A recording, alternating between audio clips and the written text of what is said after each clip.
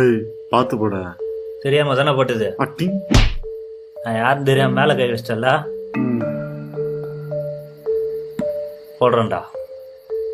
பேப்பரை பொறுக்கிறேன். குப்பை பொறுக்கிறவர் இருக்காரு, நீங்கள் வந்து அவரை இடிச்சிட்டதுக்காக அவர் உங்கள் வீட்டில் வந்து திருடுறாருன்னு ஒரு கதை பண்ணியிருக்கீங்க இல்லையா? குப்பை பொறுக்கிறவங்க அப்படி கிடையாது, அவங்களுக்கு அது வேலை கிடையாது. அவங்களுக்கு குப்பை பொறுக்கிறது அவங்க வேலை. ஸோ அப்போது இது வந்து சும்மா ஒரு இன்ட்ரெஸ்ட்டுக்காக இருக்கட்டும்னு நம்ம பண்ணுறோம். ஆனால் அது வந்து it is setting up a wrong. In case நீங்கள் இந்த கதையை சரியாக பண்ணியிருந்தீங்கன்னு வைங்களேன், நாளைக்கு நான் ரோட்டில் போகும்போது ஒரு குப்பை பொறுக்கிறவரை பார்த்தேன்னா அவர் வந்து என் வீட்டில் திருடி வரோன்னு எனக்கு தோணும். நீங்கள் சரியாக பண்ணியிருந்தால் அது தோணும். ஸோ அப்போ வந்து நமக்கான ரெஸ்பான்சிபிலிட்டி இருக்குல்ல, ஆஸ் ஃபில்ம் மேக்கர்ஸ் கொஞ்சம் கவனமாகவும் சென்சிபிளாகவும் நம்ம ரெஸ்பான்சிபிளாகவும் ஒர்க் பண்ணுறது ரொம்ப அவசியமானது. இதை நீங்கள் வந்து யார் வேணால் பண்ணலாம். அந்த பக்கத்து வீட்டில் இருக்கிற ஒரு பணக்கார பையன் கூட இருக்கலாம். அது அவர் குப்பை பொறுக்கிறவராக இருக்கணும்.